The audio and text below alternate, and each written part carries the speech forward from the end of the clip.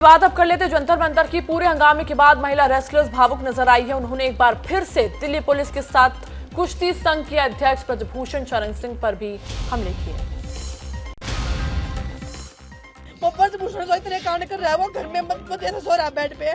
हम एक वो तख्ते के वो तो काट के पड़ रहे हैं, जो भी बन रहे हम लेके आ रहे सोने के लिए।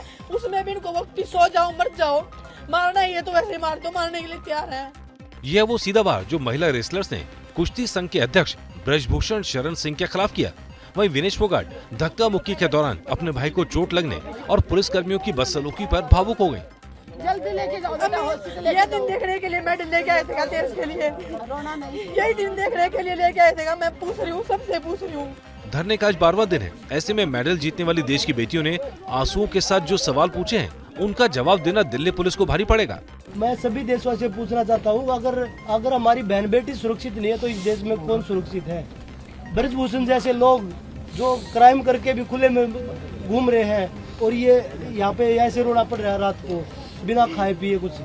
तो सभी से अपील है, सुबह तक दिल्ली पहुँच जाओ आप लोग, अगर आपकी बहन बेटियों की इज्जत बचानी है तो जंतर मंतर में ताजा हाल क्या है ये बताने के लिए हमारे 3 सहयोगी वहां से हमारे साथ लगातार जुड़े हुए हैं। अंकित गुप्ता हमारे साथ जुड़े हुए हैं, मदिया खान है और दीपक रावत भी है। अंकित, में पहले आपका यहां पर रुक करना चाहूंगे, अब तस्वीरें दिखाएं वहां पर फिलहाल क्या स्थिति बनी हुई है। रात भर जो भारी बवाल हुआ वो तस्वीरें हम दर्शकों को लगातार दिखा ही रहे हैं।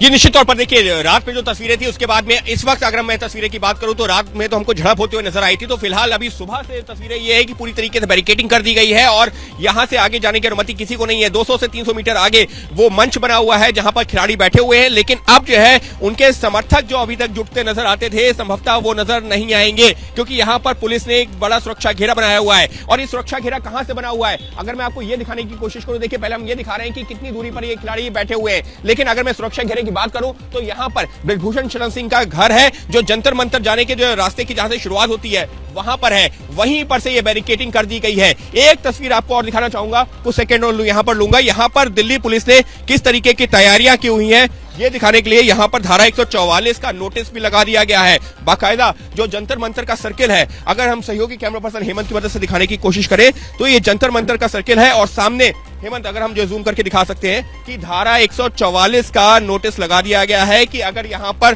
धारा 144 लगी हुई है, कोई भी अगर उसका जो है नियमों का उल्लंघन करता है, कानून का उल्लंघन करता है तो उसको हिरासत में लिया जा सकता है। और इसी धारा का जो है जिक्र करते हुए पुलिस अब उन तमाम लोगों के खिलाफ कार्रवाई करने की तैयारी कर रही है जो लोग यहां पर जुटेंगे या फिर भीड़ लगाने की कोशिश करेंगे। हालांकि जानकारी आ रही है कि अगले कुछ घंटों के दौरान यहां पर राजनीतिक हलचल देखने को मिल सकती है और संभवतः ये भी एक बड़ी वजह है जिस वजह से ये पूरी बैरिकेडिंग कर दी गई है, क्योंकि यहां तमाम राजनेता आ रहे हैं, उनके समर्थक आ रहे हैं और जितने लोगों को प्रदर्शन की अनुमति थी उससे कहीं ज्यादा लोग पहुंचते हैं, तो ये संभवतः एक बड़ी वजह हो सकती है। हालांकि दिल्ली पुलिस की तरफ से आधिकारिक तौर पर कुछ भी नहीं कहा गया है, लेकिन धारा 144 का नोटिस यही बता रहा है कि यहां पर एक सीमित संख्या में लोगों को जुटने की अनुमति है, उसके अलावा कोई आएगा तो उसके खिलाफ की जाएगी कानूनी कार्रवाई। जी अंकित, आप तस्वीरें भी दिखाते रहिए, साथ ही साथ जिस धारा 144 के नोटिस का आप जिक्र कर रहे हैं इसका मतलब ये मानकर चलें कि धरने पर जो पहलवान बैठे हैं अब उनको वहां से हटाया जाएगा या धारा 144 के तहत अब उन पर भी कार्रवाई की जाएगी, एक बात। और दूसरी बात, कल रात जिस तरीके से कार्रवाई हुई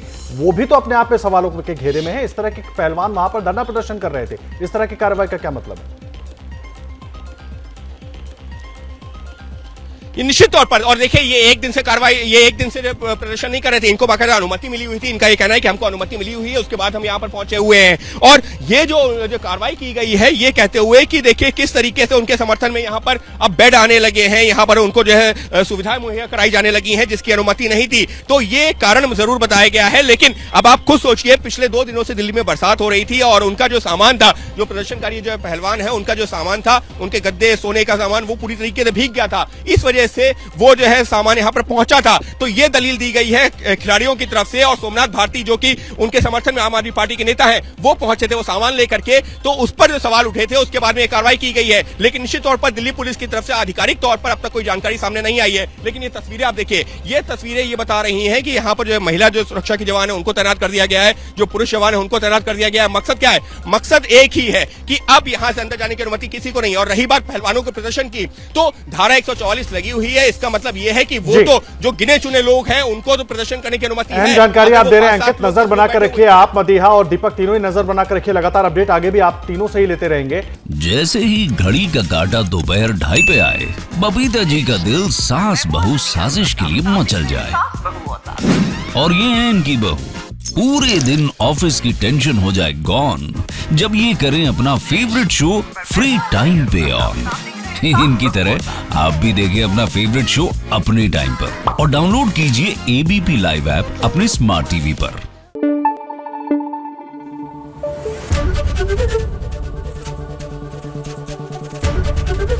एबीपी न्यूज आपको रखे आगे।